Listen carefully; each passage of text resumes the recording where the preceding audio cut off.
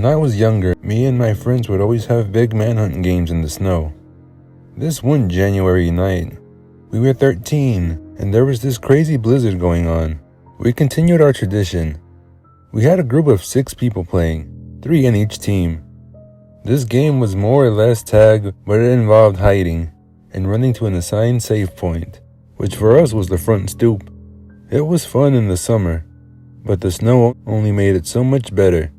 But with the snow adding is a hiding and slowing down factor, hunting down footprints and even using snowballs as weapons to slow down chasers. It was the most fun game of our childhood. Until this particular year, things turned pretty bad. It was our turn to hide. I'll give you the names of my teammates to make things more easy to follow. Dan and Christian. Dan hopped the fence to someone's backyard on the other side of the block, which wasn't really cheating as we had no limits to this game. Christian jumped on top of my other friend's shed in the backyard and hid behind the sloped roof. I thought it'd be sneaky and started running all around the backyard to create seemingly endless trail of footprints. When our friends from the other side of the house announced that they were coming, I had to think quick. I did something that just wasn't too pleasant. First, I signaled for Christian on top of the roof to run if I were to run myself, and then I hopped in the bushes and laid flat in the snow.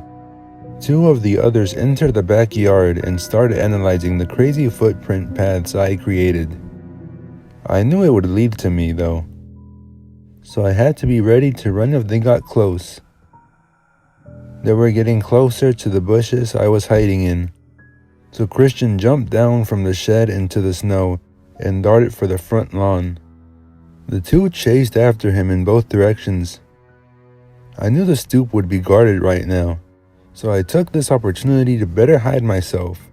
I decided to follow Dan's approach and hopped onto the roof of the shed, then over the fence to the backyard on the other side of the block. I didn't see Dan anywhere though. I looked for his footprints but quickly found some other kind of tracks in the snow. By the fence were a few boot marks from where Dan must have landed, but then quickly the marks turned into a steady trail of something being pushed or dragged through the snow. I followed the trail to the back door of the pitch black house, and then I stopped. I quickly put 2 and 2 together.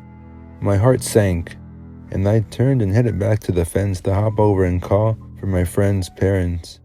But about halfway across the yard, I heard the sliding door of the house open, and someone wearing a black coat with a hood covering their face emerged and started stomping over to me.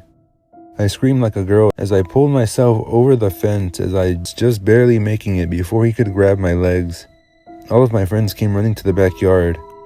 Then shortly after, my friend's parents came out the back door. I told them what happened, and the mom phoned the police. Well, the dad stormed to the other side of the block with a gun and knocked on the door. There was no answer, so he let himself in as we watched. The door was unlocked. He had us wait outside. Within a few minutes, came out with Dan in his arms. He was knocked out. His face looked red and wounded, as if he were hit in the face by a shovel or something. There was no car in the driveway, indicating the guy left when I escaped his yard. He never returned to his house, and I'm pretty sure he's still wanted to the police by this day. It just goes to show anybody out there, even your next door neighbor may be a predator, just waiting for an opportunity to strike.